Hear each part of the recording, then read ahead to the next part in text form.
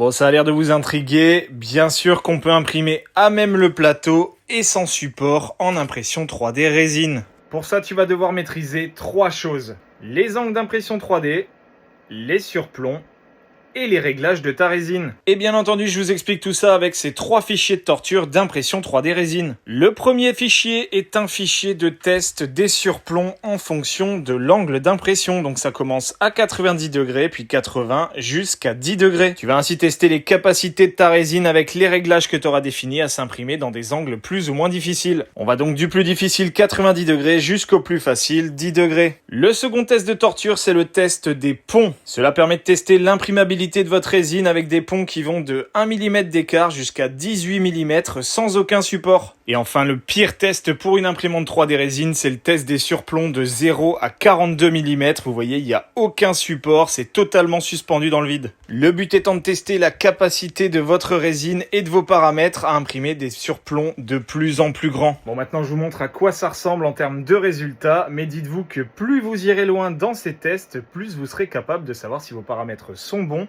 et si votre résine est performante. Je vous avais donc lancé ces 3 tests de torture sur la Sonic Mighty 12K, histoire de vous montrer à quoi ça ressemble. Sur le premier test des angles, ça a l'air plutôt pas mal de prime abord, mais quand on va regarder sur la tranche, c'est là qu'on va se rendre compte qu'il y a des couches qui n'ont pas polymérisé entre elles. Sur ce test, on se rend également compte qu'à 80 et 70 degrés, vous avez des petits manques de matière par rapport à l'épaisseur, ce qui indique que l'impression ne s'est pas faite correctement sur ces angles-là non plus. Donc en résumé, entre 90 et 70 degrés, on a des défauts d'impression et au-delà, on peut imprimer sans problème et sans support. En tout cas avec cette résine, cette machine et ses paramètres d'impression. Le deuxième test de torture, c'était le test des ponts. Ces ponts vont de 1 mm, 2 mm, 3 mm, etc. jusqu'à 18 mm d'écart entre les piliers. Donc là, le but, c'est de vérifier l'imprimabilité des surplombs. Ça peut être entre des supports ou entre deux structures de votre impression 3D, ce qui vous permettra par exemple de trouver les meilleurs écartements entre les supports sur des parties parallèles au plateau. Ce test ne sera quasiment jamais bon à 100%. Tout simplement parce que les surplombs, c'est l'ennemi juré de l'impression 3D résine. Plus l'écartement des piliers sera grand, plus vous aurez des défauts de couches non polymérisées et vous verrez le millefeuille d'impression 3D. Dans le cas présent, ce qu'on peut voir, c'est que toute la première rangée de ponts s'est parfaitement imprimée et entre 8 et 9, on est sur les stades limites pour pouvoir imprimer correctement un pont sans support. Et enfin, le pire test de torture, les surplombs de plus en plus grands avec un seul point d'accroche à 90 degrés. Je vous préviens également, ce test ne sera jamais bon à 100%. Puisque autant avant on avait 2 piliers pour pouvoir connecter les couches d'impression, là on n'en a plus, on a un seul côté, une jonction à 90, donc le pire des cas. Et là comme vous pouvez voir, c'est la dégringolade bien plus rapidement que sur le test des ponts. Les couches d'impression se délaminent très rapidement dès qu'on augmente la distance par rapport au pilier. Et quand on est sur la distance de 4,2 mm, là vous pouvez carrément enlever toutes les couches très facilement, elles sont pas du tout connectées les unes aux autres.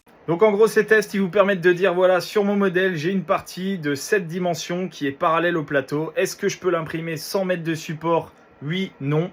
Et donc forcément, si vous êtes sur des surplombs trop importants, il va falloir mettre des supports, que vous le vouliez ou non. Et donc j'ai pu imprimer la cathédrale de Notre-Dame sans aucun support en direct du plateau, puisque tout simplement les angles d'impression et également les surplombs ne sont pas plus critiques que ce que ma résine est capable de faire. Donc voilà, il n'y a pas de secret, il faut apprendre à maîtriser les angles d'impression, il faut apprendre à maîtriser les surplombs et bien entendu régler correctement votre résine pour atteindre ce niveau de résultat. Et enfin une petite aparté, pourquoi est-ce que je vous dis qu'il faut filtrer votre résine quand vous avez terminé? C'est tout simplement parce que quand vous avez des petits échecs d'impression, vous avez ce qu'on appelle des ghosts qui se baladent dans votre résine. J'espère que ce petit tuto vous aura intéressé. En attendant, moi je vous invite à vous abonner à la chaîne si c'est pas encore fait. Moi je vous fais des gros bisous et à plus!